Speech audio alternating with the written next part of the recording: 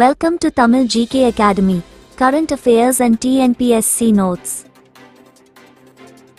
உலக ஹீமோபிலியா தினம் ஏப்ரல் 17 2025 அன்று உலகளாவிய இரத்தப்போக்கு நோயினால் பாதிக்கப்பட்டவர்களுக்காக உலக ஹீமோபிலியா தினத்தை கொண்டாடுகிறோம். இந்த ஆண்டு தீம் அனைவருக்கும் அணுகல். பெண்கள் மற்றும் பெண்களும் கூட இரத்தப்போக்கு. முதல் உலக ஹீமோபிலியா சம்மேளனம் டென்மார்க்கின் கோப்பன்ஹேகனில் ஜூன் 25, 1963 அன்று நடைபெற்றது. WFH 1963 இல் பிராங்க் ஷனாபெல் என்பவரால் நிறுவப்பட்டது.